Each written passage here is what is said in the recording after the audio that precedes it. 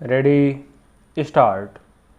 निद्रा उस स्थिति को कहते हैं जिसमें मनुष्य का शरीर आराम करता है और उसे शांति और सुख की अनुभूति होती है। यह एक स्वाभाविक जैविक प्रक्रिया है जो हर मनुष्य को नियमित रूप से करनी पड़ती है। निद्रा के विभिन्न प्रकार होते हैं जिसमें एक प्रकार में निश्चित निद्रा प्रमुख है। यह वह निद्रा होती है जो हम नियमित रूप से रात्रि के समय में लेते हैं जब हमारे शरीर की हृदय गति सामान्य होती है। इसके बाद है अशुद्ध निद्रा जो अप्राकृतिक कारणों से हमारी निद्रा में बाधाएं पैदा करती हैं। इसमें उच्च तापमान, ध्यान विकृति, रोग, तनाव आदि कारक होते हैं। तीसरे प्रकार की निद्रा है अचिंतित निद्रा। इस निद्रा को वैसे रूप में देखा जाता है जिसमें हमारे मन में कई तरह की चिंताएं उमड़ घुमड़ रही होती हैं और हम शांत अनुभूत नहीं कर पाते हैं। इस स्थिति के मूल कारक पारिवारिक तनाव, द्वेष, कलह आदि होते हैं। फिर अतिरिक्त निद्रा वह निद्रा होती है जब किसी को असामान्य रूप से बहुत अधिक समय सोने की आवश्यकता होती है। इसमें निद्रा विकृति या किसी शारीरिक या मन से संबंधित समस्या के कारक होते हैं। एक और है अधिकतम उच्च निद्रा। यह एक रोग है जिसमें व्यक्ति को असामान्य रूप से निद्रा आने लगती है। यह निद्रा स्थान, समय और संदर्भ की परवाह नहीं करती है, जहाँ तहाँ आ जाती है। इसके लिए शारीरिक और मानसिक अस्वास्थ्य प्रमुख कारक हैं। आंख बंद कर और चादर तानकर ही निद्रा नहीं आती। दिन भर आलस में पड़े रहना नींद से कम नहीं है। जो सोवे सो खोवे और जो जागे सो पावे कहावत को खूब याद करा लिया जाए, 50 बार लिखवा लिया जाए, पर जिसकी समझ में यह बात नहीं भरती वे अनजान बने रहते हैं। जो सच में सोए हुए हैं उन्हें झिझोड़कर ढोल नगाड़े बजाकर भले जगाया जा सकता हो, पर जो सोने का नाटक किए रहते हैं उन्हें जगाना टेढ़ी खीर है। अज्ञानी को ज्ञान दिया जा सकता है, पर जो सभी रास्ते बंद कर के बैठे हों उन्हें समझाना बुझाना व्यर्थ है।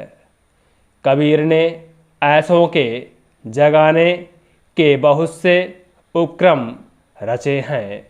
वे कहते हैं, यह तन कांचा कुंभ है, लिए फिरे था साथ, ढबका लागा फूट गया, कछुना आया हाथ।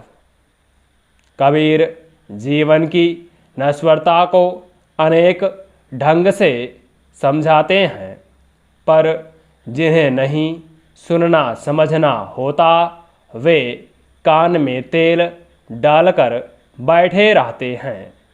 कोई व्यक्ति उसे समझाने के लिए कितना भी बकता रहे, वे फिर भी कदम पीछे नहीं हटाते, हार नहीं मानते।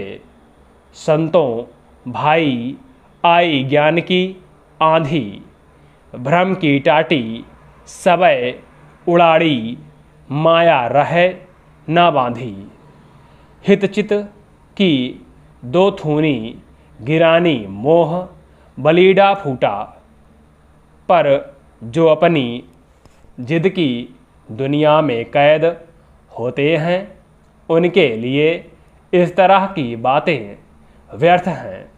उन्हें रत्ती भर भी फर्क नहीं पड़ता कि कौन क्या कह रहा है। उसकी दिक्कतों का आईना दिखाते हुए साफ शब्दों में समझा रहा है। वे अपनी राह ही चलते रहते हैं। ऐसी सोच और बर्ताव रखने वाले लोगों के आगे ज्ञान की बातें करना एक तरह से अपना ही सिर दीवार में मारने जैसा है। जबकि दुनिया की गति प्रकृति को देखते हुए यह जरूरी है कि जागा जाए। बहुत सो लिए तो शायद वह किसी की ज़रूरत हो सकती है, लेकिन क्या हमेशा सोते रहने का ही इरादा है? कबीर को सुनने की ज़रूरत है। कबीर सूता क्या करे, जाग ना जपे मुरार। एक दिन ऐसा सोएगा लंबे पाँव पसार। यही सच है कि हम सबको एक ना एक दिन चिर निद्रा में सो ही जाना है।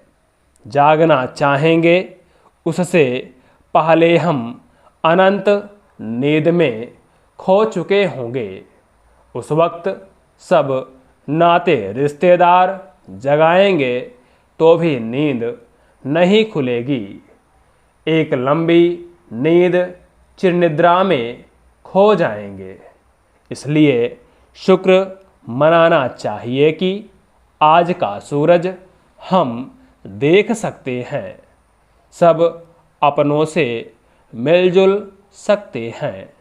कल किसने देखा है?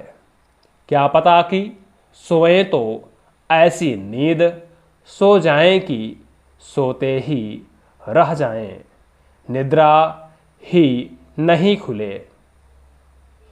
जब तक कुदरत ने जिंदगी बख्शी हुई है, नींद से जागना ही एकमात्र रास्ता है। जागना केवल एक शब्द नहीं है और इसका अर्थ केवल जागते रहने तक सीमित नहीं है। इससे स्पष्ट है कि जागना हमारी निद्रा को पूरी तरह से प्रभावित करने का अर्थ है। यह शब्द हमारी सामरिक, मानसिक और भावनात्मक स्थिति को व्यक्त कर सकता है। साथ ही इसका अर्थ उम्मीद, उत्साह, जागरूकता और जागरूकता की अवस्था के भी मानसिक चेतना से जोड़ा जा सकता है। जागना हमारी बुद्धि को जगाने, हमारी क्षमता के प्रदर्शन को बढ़ाने और हमारे लक्ष्यों की ओर आगे बढ़ाने का एक मुख्य साधन भी हो सकता है। एक दिन तो पांव पसार कर सोना ही है, तब कोई जगाने नहीं आएगा, बल्कि जल्दी से जल्दी हमारी अंतिम यात्रा की तैयारी करेंगे सब, क्योंकि हंस तब उड़ चुका होगा। स्टॉप।